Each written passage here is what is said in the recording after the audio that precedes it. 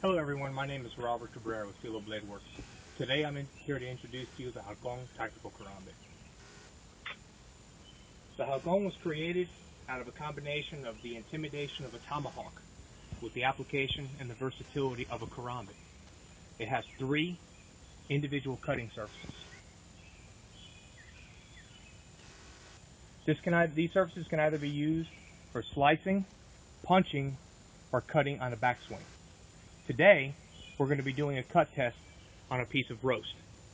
We're going to be cutting 5 times in 5 different strikes that would be commonly used in a combative situation. Let's get started.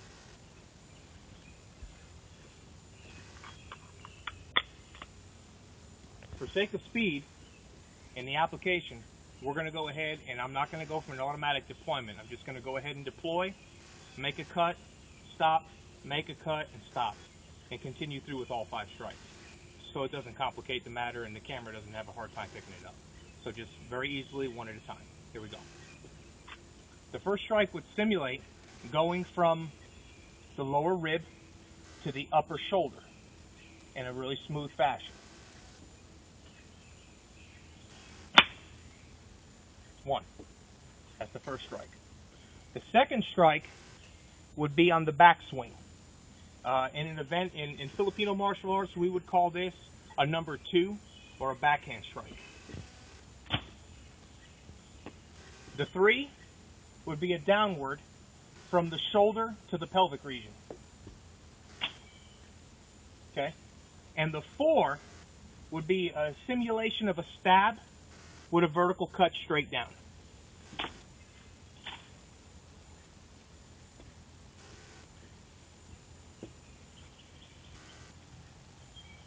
The evidence speaks for itself.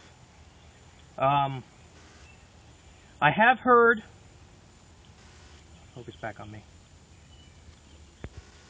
I've had a number of individuals tell me that the cutting geometry on this would have too much of a tendency to get hung up.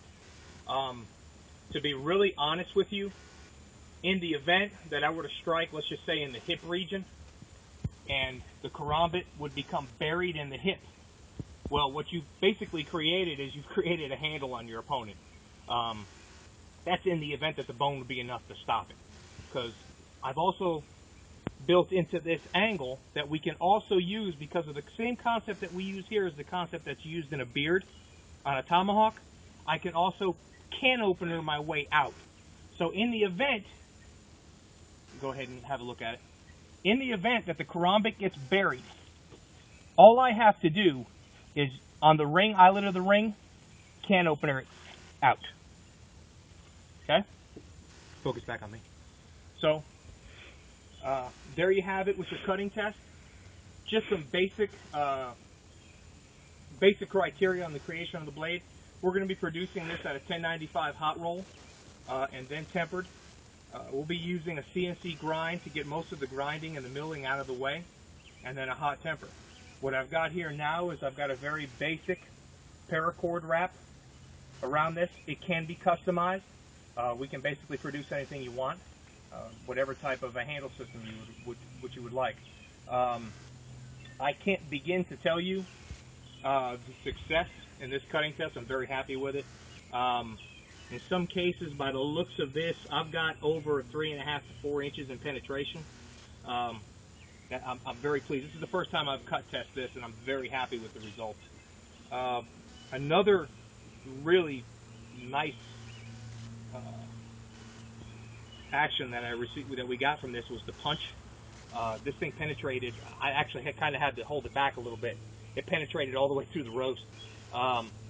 That tells me that on say a chest cavity strike, more than likely this thing is going to go ahead and protrude right on in. It's not nothing. Even the bone probably wouldn't stop it. So there you have it, the Halcón karambit tactical blade, and the meat speaks for itself. Thank you so much. If you want to contact me at filoblades.com, and look forward to seeing you out there. Thank you very much.